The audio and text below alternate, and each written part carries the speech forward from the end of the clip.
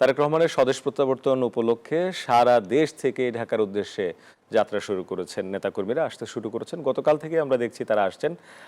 বগুড়া থেকে আমাদের সঙ্গে যুক্ত হচ্ছেন সহকর্মী আব্দুস সালাম বাবু। তিনি জানাবেন সেখান থেকে নেতাকর্মীদের প্রস্তুতি এবং তারা রওনা হয়েছেন কিনা। বাবু, শুনতে পাচ্ছেন নিশ্চয়ই আমাকে? আপনার পিছনে মানুষজনের উপস্থিতি দেখতে পাচ্ছি, বাসও দেখতে পাচ্ছি। নেতাকর্মীরা কি আগে থেকে রওনা শুরু করেছেন না রওনা হচ্ছেন বাবু?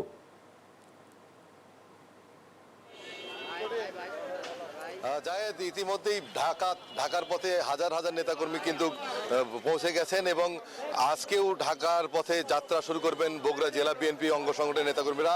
তারা শহরের বনানী এলাকায় অবস্থান করছেন, কিন্তু আমরা দেখতে পাচ্ছি যুবদল, ছাত্রদল, স্বেচ্ছাসেবক দল, কৃষক দলের নেতাকর্মীরা তারা এখানে অবস্থান করছেন।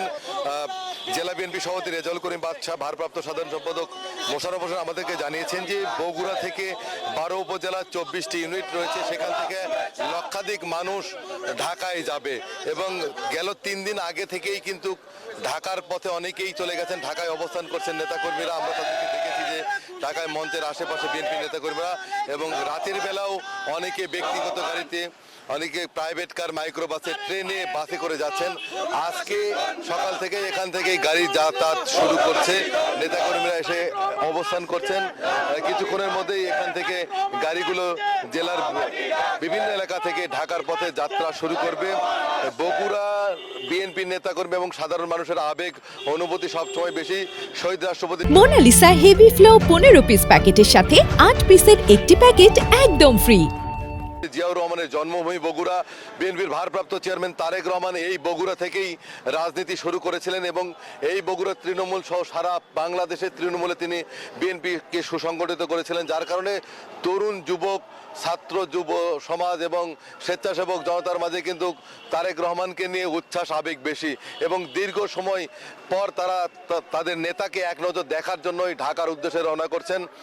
তরুণ, ছাত্র, যুব, স্বেচ্ছাসেবক দল নেতাকর্মীরা আমাদের জানিয়েছেন যে তারেক রহমান বিদেশে যাওয়ার পর অনেকে রাজনীতিতে অংশগ্রহণ করেছেন, তারা শুধু তাকে ক্যামেরায় বা ফেসবুকে, হোয়াটসঅ্যাপে তাকে দেখেছেন, কিন্তু এইবার তারা তাকে সরাসরি দেখতে পারবেন। যার কারণে শীতের তীব্রতা উপেক্ষা করে সকালবেলা বগুড়া শহরের এই পুলিশ লাইন্স এলাকায় তারা অবস্থান করছেন। আপনাকে জানিয়ে রাখি, আজকে বগুড়ায় শীতের সর্বনিম্ন তাপমাত্রা 12.5 ডিগ্রি সেলসিয়াস। সকালে ব্যাপক কুয়াশা ছিল এবং তার মধ্যেও কিন্তু নেতাকর্মীরা এখানে এসে অবস্থান করছেন এবং সকাল থেকেই নেতাকর্মীরা এই বনানী এলাকায় আসছেন, পুলিশ লাইন্স এলাকায় আসছেন। কিছুক্ষণের মধ্যেই গাড়িগুলো যাত্রা শুরু করবে। সব মিলিয়ে লাখো মানুষ যাবে বগুড়া থেকে ঢাকার পথে বিএনপির ভারপ্রাপ্ত চেয়ারম্যান তারেক রহমানকে স্বাগত জানাতে। এই ছিল বগুড়া থেকে সর্বশেষ। ফিরে যাবো স্টুডিওতে। জায়েদ।